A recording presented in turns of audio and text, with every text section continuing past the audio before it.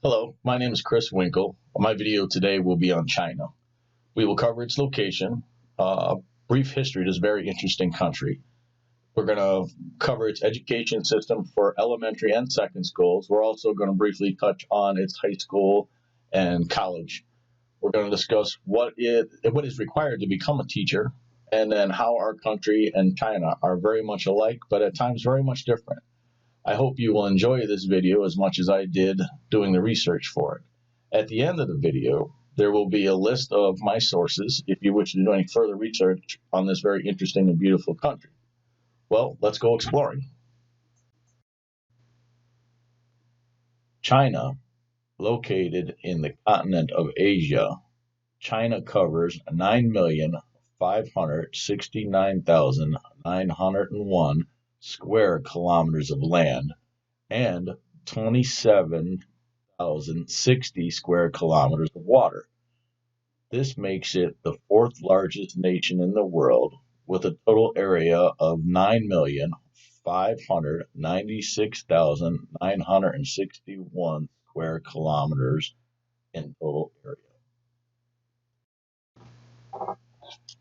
Now we will cover a brief history of this beautiful country called China.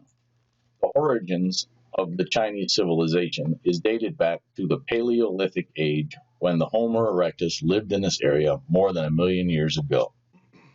The early Chinese civilization included the Xia dynasty, which remained from around 2100 BC until 1600 BC. It was followed by the Shang dynasty, which existed from 1600 to 1046 BC. The foremost early dynasty was the Qin dynasty, which came into being from 221 to 206 BC. During this time, the kings subdued the parts of the Han Chinese homeland and united them under a centralized, legalized government. The other dynasty was Han dynasty, and its period consisted of 202 BC to 220 AD.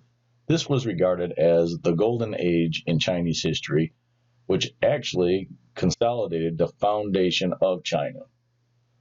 The Qing Revolution is also known as the Chinese Revolution or the Revolution of 1911, which overthrew the last imperial dynasty of China, and that was the Qi dynasty. It led to the formation of Republic of China. This revolution resulted in many revolts and many uprisings, and the main turning point of this government was the Wuchang Uprising, which was a result of the mishandling of the railway protection movement. It is thought that the Republic of China in Taiwan, or Formosa, and the People's Republic of China each consider themselves as the true successors of the Qing Revolution. China is now a unitary, one-party socialist republic and is one of the few remaining communist states. China was founded as a distinct and original nation in 1368. The population of China is 1,343,239,923 as of 2012, and the nation has a density of 140 people per square kilometer. The currency of China is the renminbi. The people of China are called Chinese. Beijing is their capital and is in the city of China. It has a population of 11,716,620 and is located at a latitude of 39.91 and a longitude of 116.4. Beijing is also the political center of China, which is considered a republic and home to its executive head of state. Next, we will cover the educational system of China. The education in China is a state-run system of public education run by the Ministry of Education. All citizens must attend school for at least 9 years, known as the 9-year compulsory education, which is funded by the government. Compulsory education includes 6 years of primary education starting at age 6 or 7, and then 3 years of junior secondary education for ages 12 to 15. Some provinces may have 5 years of primary school, but 4 years for junior middle school. After junior middle school, there are 3 years of senior middle school, which then completes the secondary education. Some facts about the education system. The Ministry of Education reported a 99% attendance rate for primary school and an 80% rate for both primary and middle school. In 1985, the government abolished tax-funded higher education, requiring university applicants to compete for scholarships based on academic ability. In the early 1980s, the government allowed the establishment of the first private institution for higher learning. This increased the number of undergraduates and the people who hold doctoral degrees 5 times from 1995 to 2005. In 2003, central and local governments in China supported 1,552 institutions of higher learning. These are colleges and universities. There are 725,000 professors and 11 million students. There are over 100 national key universities, including Peking University and Tsinghua University. These are considered to be an elite group of Chinese universities. Chinese spending has grown by 20% per year since 1999, now reaching over 100 billion, and as many as 1.5 million science and engineering students graduate from Chinese universities. In 2006, China published 184,080 papers, and as of 2008, China has also become a top destination for international students to study at. The next topic will be teacher's education.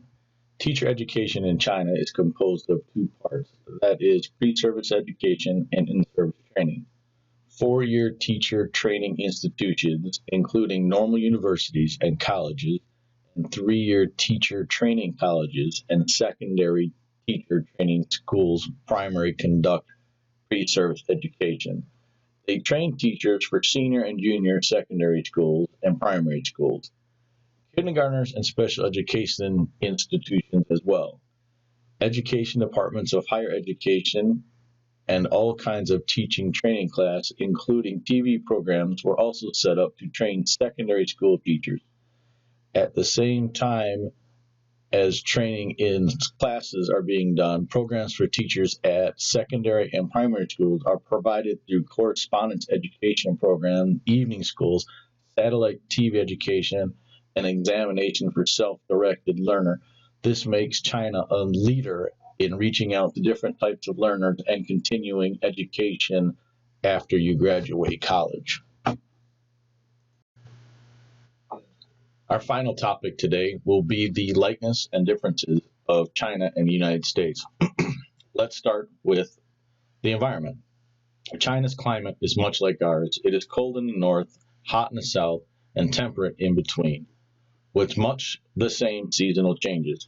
In Manchuria, there are forests like those in the northwest and vast wheat fields like those in the Dakotas. In Mongolia and the northwest provinces, there are deserts that look much like ours in Arizona and New Mexico. Rising abruptly from the flat plains of Piping, the bare yellow hills and little groves of trees look much like the landscape in Northern California. Our greatest waterway, the Mississippi, runs from north to south, while the Yangtze runs from west to east. The province of China corresponds to the American states. There are 28 provinces, not counting Outer Mongolia and Tibet. These two, technically a part of China, have certain claims to self-government. The U.S. government and the Chinese government are very different. We have a Declaration of Independence, and we also have the amendments that defend our rights and freedoms. The Chinese government believes that the right to sustenance and economic development is a prerequisite to other types of human rights, and that the notion of human rights should take into account a country's present economic level. Since the introduction of economic reform in 1978, China's economy has been one of the world's fastest growing, with annual growth rates consistently above 6%. China is also the world's largest exporter and second largest importer of goods. China is recognized as a nuclear power and has the world's largest standing army. China's constitution states that the People's Republic of China is a socialist state under the People's Democratic Dictatorship led by the working class and based on the alliance of workers and peasants, and that the state organs apply to the principles of democratic centralism. The PRC is one of the world's only socialist states openly endorsing communism. China had the largest economy in the world for the past 2,000 years. China has been the world's number one manufacturer since 2010 after overtaking the US, which had been number one for the previous 100 years. China overtook the US as the home of the highest number of rich people in the world. Tourism is a major contributor to the economy. Also, manufacturing, retail, mining, steel, textiles, automobiles, energy generation, green energy, banking, electronics, telecommunication, real estate, e-commerce, and tourism are just some of the ways we are similar in an economic environment. This is the end of my presentation. I hope you enjoyed it as much as I did giving it. Here are my references, and you have a wonderful day, and I hope you learned some interesting information about China.